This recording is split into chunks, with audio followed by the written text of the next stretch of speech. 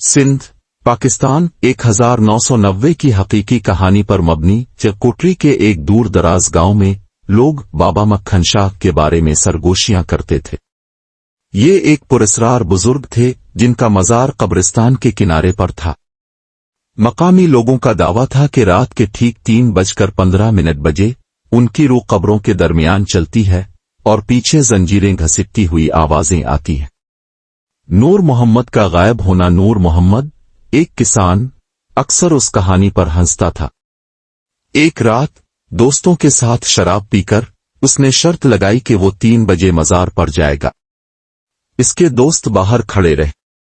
चंद minute बाद उन्होंने चीखें सुने, लेकिन ये इंसान की आवाज नहीं थी, बल्कि किसी जानवर की तरह घटी हुई आवाज थी।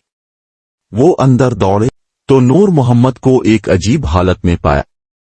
इसका जिस्म टेढ़ा हो चुका था, चेहरे पर खौफ के आसार थे और आंखों की सफेदी मुकम्मल तौर पर गायब हो चुकी थी। इसके होंठ मोटे काले धागों से सिए हुए थे। कहानी का खौफनाक हिस्सा। नूर मोहम्मद की तदफीन के बाद गांव वालों ने अजीब वाकयात बताए। रात को घरों के बाहर पैरों की आवाजें, दरवाजों पर दस्तक, लेकिन बाहर कोई नहीं। बच्चे रात को उठते तो उनके गिले पर काले हाथ के निशान। सबसे खौफनाक वाकया इस वक्त पेश आया जब नूर मोहम्मद की बेवा जारीना नींद में चलने लगी। एक रात उसकी बेटी ने उसे मजार की तरफ जाते देखा। वहां जारीना एक खाली जगह से बात कर रही थी। वो कहता है तुम्हें भी इसके पास आना होगा, जारीना ने कहा, लेकिन नूर मोहम्मद की आवाज में।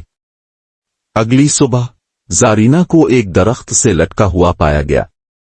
इसके पांव जमीन को नहीं छू रहे थे और होंठ बिल्कुल इसी तरह सिए हुए थे जैसे इसके खावंद के। हकीकत से ज्यादा खौफनाक, एक मकामी मौलवी ने मजार पर रूहानी इलाज किया। जब वो आयत पढ़ रहा था तो जमीन हिलने लगी और नूर मोहम्मद की कब्र से काली धुएं जैसी चीज उठी।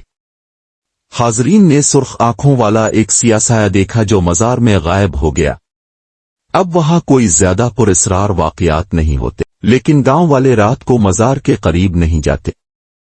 कुछ कहते हैं कि अगर 3:15 बजे कान लगाकर सुनो तो जंजीरों की कैनकिनाहट और मदद के